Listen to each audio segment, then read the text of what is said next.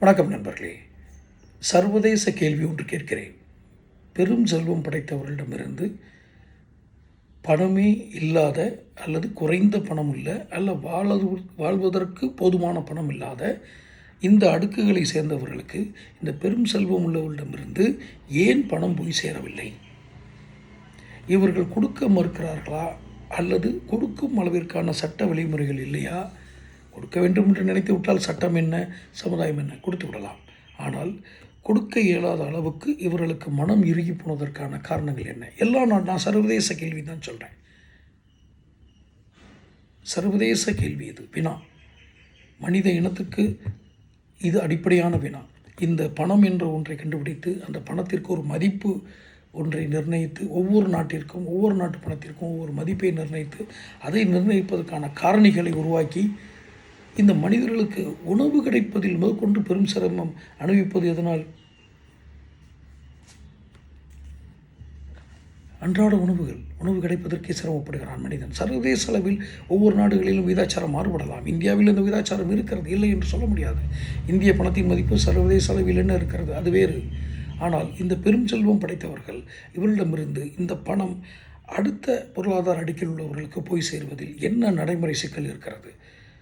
இது சமுதாய குற்றமா? உளவியல் ரீதியாக ஏதேனும் தடைகள் இருக்கிறதா? அல்லது அப்படி செய்யாமல் அந்த செல்வம் அவரிடமே இருந்து கொண்டு அதை வேறு விதமாக நாம் வாங்கிக் கொள்வோம் என்று அரசியலமைப்புகள் அப்படி இருக்கிறதா? இது பகிர்ந்து உண்பதற்குத்தானே உருவாக்கப்பட்டது அரசு நடைமுறைகள், நிர்வாகம், நீதிமன்றங்கள், காவல்துறை, அது இதெல்லாம். ஆனால் அப்படி நடந்திருக்கா? எங்கேயாவது இப்போ மனிதர்கள் இப்போ உதாரணத்துக்கு தமிழ்நாட்டை எடுத்துக்கோங்க. பகுத்தறிவு பெரியவர் பிறந்த மண், அப்போ பகுத்தறிவு உள்ள மண் அப்படின்னு அவங்க அந்த அர்த்தத்தில் சொல்கிறாங்க. பகுத்தறிவு மிகுதியாக இருந்தால் ஒருவருக்கு உழைத்து வாழ வேண்டும் என்ற எண்ணம் வரும். உழைத்து வாழும் எண்ணம் என்றால் அந்த நாட்டில் உழைக்கும் திறன் அதிகமாக பெருகினால் அங்கு செல்வம் கூடும், தனிநபர் வாங்கும் வருவாய் கூடும். இதுதானே இதனுடைய பரிணாமம். ஆனால் இங்கு சாதிய அடுக்குகள் மேலும் மேலும் சாதிய அடுக்குகளாகி இறுகி இது பொருளாதார அடுக்குகளாக மாறிக்கொண்டிருக்கிறது.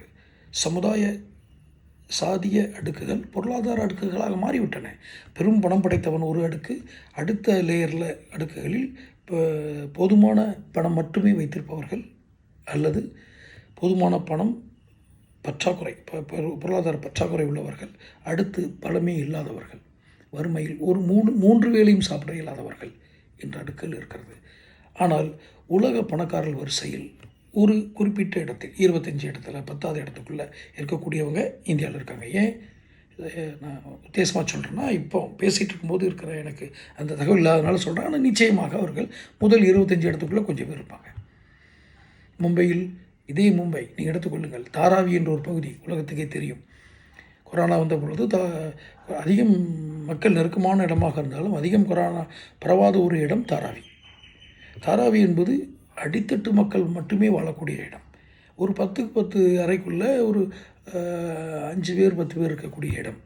ஒரே கழிவறையை 50 பேர் பயன்படுத்துவார்கள் குறைஞ்சபட்சம். அங்கு சுகாதார கேடுகள் ஏற்படலாம். அப்படி பகுதி மும்பையில் இருக்குது. இதே மும்பையின் மறுபக்கம் உலக பணக்காரர்கள் வரிசையில் இருக்கக்கூடிய அம்பானி அங்கே தான் வசிக்கிறார். இந்திய அளவில் முதல் 10 வருஷக்குள்ளே இருக்கிற பணக்காரர்களும் அந்த மும்பையில் தான் வசிக்கிறார்கள். பெருநகரங்களில் மட்டுமே வசிக்கிறார்கள். பெருநகரங்களில் இருந்து இந்த அடுத்த கட்டத்தில் உள்ள நகரங்கள், அதுக்கடுத்த கட்டத்தில் உள்ள நகரங்கள், கிராமங்கள் எல்லாம் துண்டிக்கப்பட்டு விட்டன பொருளாதார ரீதியாக. ஏன் இந்த பொருளாதார துண்டித்தல் எங்கு நடந்தது? சீர் செய்வதற்காக ஏற்படுத்தப்பட்ட அரசியல் சமுதாயம், அது இது எல்லாம் வேலையற்று போனதா அல்லது குறைவாக வேலை செய்கிறதா?